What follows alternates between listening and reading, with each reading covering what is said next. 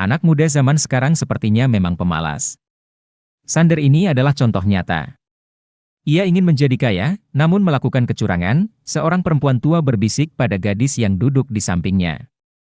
Mereka ikut menatap Sander dengan sorot mata penuh penghakiman, seolah-olah lebih kejam daripada tatapan malaikat maut. Sebenarnya, tindakan Lydia ini sudah keterlaluan. Bukannya mencari solusi untuk mencetak buku tabungan seorang nasabah, ia malah menyebar rumor tak jelas mengenai Sander, seolah-olah dia terlibat dalam kejahatan judi online karena bukunya tidak bisa dicetak. Setelah berhasil menahan malu dan membawa pergi buku tabungannya, Sander keluar dari banking hall Bank Sentral Halilintar dan berdiri di ruang ATM yang berjejeran di sana. Ada lebih dari 5 mesin ATM, termasuk mesin setoran dan mesin penarikan tunai. Sander berdiri di dalam ruangan mesin ATM selama lebih dari 10 menit. Udara dingin di ruangan khusus ini setidaknya membantunya bernapas lega dan membuat kepalanya sedikit lebih ringan. Biaya untuk mengganti sepeda motor milik Dimas dari Gorilla SKV harus segera diganti. Dia baru saja menghabiskan uang sebanyak Rp1.500.000 untuk membeli sepatu high heels merek Pedro, hanya untuk menyenangkan hati istrinya, Lucy Setiawan. Namun kenyataannya, dia justru diselingkuhi. Sander sungguh tidak percaya bahwa Lucy, yang demikian alim dan bahkan tak mau disentuh sejak pernikahan mereka, ternyata dengan tidak tahu malu menginap di rumah laki-laki lain. Yang lebih parah, Sander harus membawa kondom yang akan digunakan Lucy untuk berselingkuh dengan Kevin NG. Sander menikah dengan Lucy hanya karena tuntutan keluarga. Dahulu, kakek Sander adalah seorang yang cukup terpandang. Kakeknya berteman dengan kakek Lucy, lalu menjodohkan Sander dengan Lucy ketika mereka berdua masih di dalam kandungan. Sander sudah tahu kalau Lucy tidak mencintainya sejak malam pertama. Lucy memilih untuk tidur di kamar lain dan tidak pernah mau melayani Sander karena menganggapnya bodoh dan berasal dari keluarga miskin. Memang, ketika dinikahkan dengan Lucy, keadaan Sander sudah dalam keadaan miskin.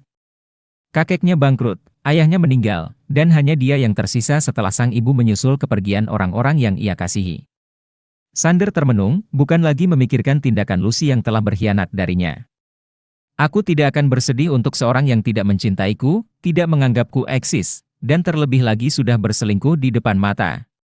Aku hanya bersedih memikirkan dari mana uang akan aku dapatkan untuk mengganti sepeda motor Dimas, batinnya penuh kegalauan. Ketika Sander makin larut dalam kegalauan, tiba-tiba sebuah suara menyapanya. Suara itu lembut, terdengar bernada keibuan. Permisi, Dek. Aku lihat kamu sejak tadi termenung saja di dalam ruang ATM ini, namun tidak melakukan transaksi apapun dengan mesin. Apakah kamu seorang pelanggan di bank ini? Dapatkah aku membantumu untuk memecahkan kesulitanmu? Perempuan itu berusia 40 tahun lebih.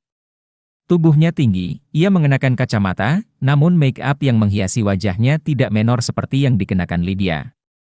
Ragu-ragu, Sander menunjukkan buku tabungan ekonomi yang lusuh itu. Aku. Sander ragu-ragu menjelaskan. Namun ketika wajah keibuan perempuan itu tersenyum, tanpa ragu-ragu ia bersuara. Sebenarnya aku ingin mencetak saldo tabunganku ini.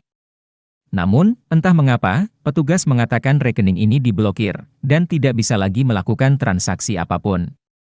Suara Sander terdengar lemas, namun wajah perempuan itu berubah.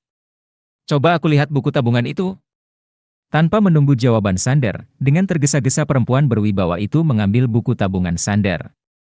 Ia membukanya, dan matanya terbelalak. Wajahnya menunjukkan ekspresi terkejut, mulutnya berteriak keras. Sander. Anda adalah Sander Sanjaya? Ayo ikut aku. Wajah perempuan itu berubah pucat. Ia menarik tangan Sander, dan mereka tergesa-gesa memasuki lobi bank.